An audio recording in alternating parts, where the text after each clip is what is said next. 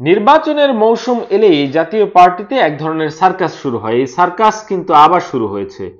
ত্রয়োদশ জাতীয় সংসদ নির্বাচনের ঘোড়াটি যখন একটু একটু করে দৌড়তে শুরু করেছে, তখন জাতীয় পার্টির মধ্যে থাকা সুবিধাভোগী হালুয়া রুটি ভাগাভাগিতে এগিয়ে থাকা এই অংশটি আবারও নড়েচড়ে বসেছে।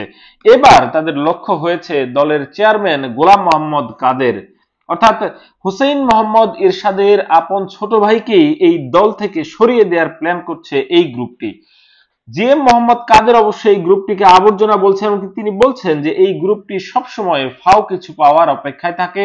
তাদের কারণেই এই জাতীয় পার্টিকে আওয়ামী লীগের দালাল কিংবা দোসর হিসেবে আখ্যা পেতে হয়েছে। এমনকি তারা হয়তো আগামী নির্বাচনকে সামনে রেখে আরো কোনো পক্ষ থেকে কোনো ধরনের টোপ পেয়েছে, এমনকি সেই টোপ গিলে এখন তারা জিএম মোহাম্মদ কাদেরকে দল থেকে সরিয়ে দেওয়ার প্ল্যান করছে। এই গ্রুপে কারা আছেন সেই আলোচনায় যাচ্ছি। তার আগে আপনাদেরকে একটু জানিয়ে রাখি যে আগামী 28 জুন জাতীয় পার্টির জাতীয় সম্মেলন হওয়ার কথা রয়েছে। এমনকি ওই সম্মেলনে যে জাতীয় পার্টির সংবিধান রয়েছে সেই সংবিধানের 20 ধারার ক উপধারায় যে কথাটি লেখা আছে যে ওই ধারা অনুযায়ী দলের চেয়ারম্যান যে কোনো পদে যে কাউকে দল থেকে অপসারণ করা, এমনকি তাকে নতুন কাউকে সেই পদে বসানো কিংবা তার স্থলাভিষিক্ত করার ক্ষমতা রাখেন। এই ধারাটিকে তারা অগণতান্ত্রিক বলে সেই ধারাটিকে কিন্তু জাতীয় পার্টির সংবিধান থেকে সরিয়ে দেওয়ার একটা পরিকল্পনা নিয়েছেন আগামী জাতীয় সম্মেলনকে ঘিরে। যদিও জিএম কাদের বলছেন যে এই পক্ষটি এতদিন এই ধারা মেনেই কিন্তু জাতীয় পার্টির রাজনীতিতে সক্রিয় ছিল, কিন্তু এখন তারা নতুন কোন টোপ গিলে নতুন করে কোন পরিকল্পনা সাজাচ্ছেন, এমনকি এই পরিকল্পনার বলি দিতে যাচ্ছেন জিএম কাদেরকে। জিএম কাদের অবশ্য বলছেন যে এই আবর্জনা গ্রুপটি দল থেকে চলে গেলে দল একটি লাইনে থাকবে। আসুন আমরা দেখি যে আসলে কি ধরনের পরিকল্পনা জাতীয় পার্টির এই নতুন গ্রুপটি করতে যাচ্ছে। নতুন এই যে পক্ষটির কথা বলা হচ্ছে তাতে নেতৃত্ব দিচ্ছেন জাতীয় পার্টির কো চেয়ারম্যান আনিসুল ইসলাম মাহমুদ এবং তার সঙ্গে আছেন বেশ আলোচিত সমালোচিত রুহুল আমিন হাওলাদার। রুহুল আমিন হাওলাদার ও আনিসুল ইসলাম মাহমুদের প্যানেলকে ঘিরেই কিন্তু জোর গুঞ্জন রয়েছে, এমনকি এই প্যানেল নতুন করে দলের যে নেতৃত্ব তা নির্ধারণ করতে যাচ্ছে বলে আমরা দলটির বিভিন্ন সূত্রে জেনেছি।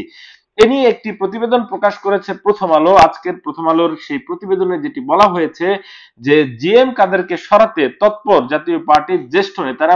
মজার বিষয় হচ্ছে এখন জাতীয় পার্টির যিনি মহাসচিব রয়েছেন অর্থাৎ মজিবুল হক চুন্নু, তিনিও কিন্তু এই যে যারা তৎপরতা চালাচ্ছেন সেই গোষ্ঠীর সঙ্গে মিলে তাদের সুরে কথা বলতে শুরু করেছেন। তিনিও এখন ইনিয়ে বিনিয়ে বলছেন যে জাতীয় পার্টির যে 20 ধারার ক উপধারাটি রয়েছে সেটিকে সংশোধন করা প্রয়োজন। তিনি নাকি এ ব্যাপারে চেয়ারম্যান অর্থাৎ জিএম কাদেরের দৃষ্টি আকর্ষণ করেছেন, কিন্তু জিএম কাদের এ ব্যাপারে কোনো সম্মতি হননি এই ধারাটিতে পরিবর্তন আনার, যে কারণে তিনি মনে করছেন যে এটি অগণতান্ত্রিক। এমনকি পিঠ বাঁচাতে যে তিনি যে সংস্কারবাদীদের কিংবা এই সংশোধনবাদীদের সঙ্গে যুক্ত হয়েছেন এটি কিন্তু বলা যায় নির্দ্বিধায়।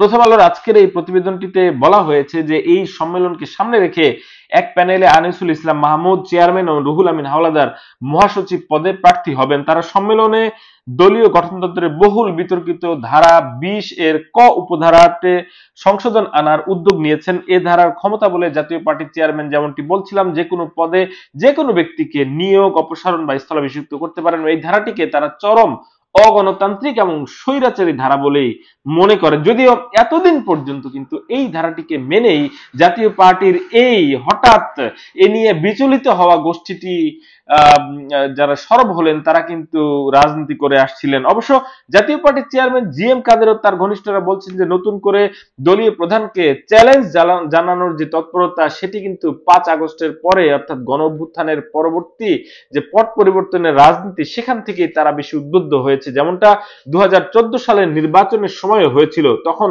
জাতীয় পার্টির চেয়ারম্যান হুসেইন মোহাম্মদ এরশাদ নির্বাচন বর্জন করলেও কিংবা নির্বাচন বর্জনের ঘোষণা দিলেও তার তার স্ত্রী রওশন এরশাদ এমনকি জাতীয় পার্টির অন্যতম জ্যেষ্ঠ নেতা আনিসুল ইসলাম মাহমুদের নেতৃত্বে দলের একটি অংশ কিন্তু আওয়ামী লীগের সঙ্গে সমঝোতা করে নির্বাচনে অংশ নিয়েছিল। এমনকি জিএম কাদেরের দাবি তাদের কারণেই কিন্তু আজকে জাতীয় পার্টিকে আওয়ামী লীগের দোসর কিংবা দালাল হিসেবে আখ্যা পেতে হয়েছে। জিএম কাদের আর তার ঘনিষ্ঠরা আরো যেটি মনে করেন যে এখন দলে বিভক্ত সৃষ্টি করে জিএম কাদেরের নেতৃত্ব বেহাত করার লক্ষ্যে জাতীয় পার্টির একটি অংশকে নির্বাচনে নেয়ার টোপ দেয়া হয়েছে।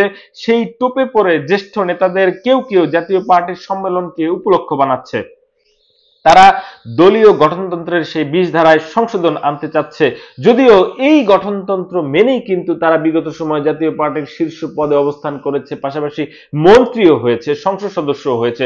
দলের দায়িত্বশীল একাধিক সূত্রে অনুযায়ী এই প্রতিবেদনে বলা হচ্ছে যে এবারের সম্মেলনে দলের জ্যেষ্ঠ নেতাদের ভেতর থেকে গঠনতন্ত্রের 20 ধারার সংশোধনী আনা তৎপরতা টের পেয়ে জিএম কাদের 16 জুন গণমাধ্যমে বিজ্ঞপ্তি দিয়ে জানিয়েছিলেন যে 28 জুনে যে সম্মেলন সেটিকে স্থগিত করা হয়েছে। বিজ্ঞপ্তিতে বলা হয় যে বাংলাদেশ চীন মৈত্রী আন্তর্জাতিক সম্মেলন কেন্দ্রে সম্মেলনটি হওয়ার কথা ছিল, কিন্তু সেখান থেকে তারা বরাদ্দ না পাওয়ায়, তাদের বরাদ্দটি বাতিল হওয়ায় তারা সেই জুনের 28 তারিখের সম্মেলনটি স্থগিত করেছেন। পরবর্তীতে সম্মেলনের তারিখ জানিয়ে দেওয়া হবে, কিন্তু এ নিয়ে জাতীয় পার্টির মধ্যে যারা সরব ছিলেন সেই গোষ্ঠীটি কিন্তু তারা বসেছিলেন না। তারা কিন্তু ঠিকই পাল্টা আবার এই সম্মেলনটি করতে যাচ্ছেন কাকরাইলে দলের যে কেন্দ্রীয় কার্যালয় রয়েছে সেখানে বড় আকারে।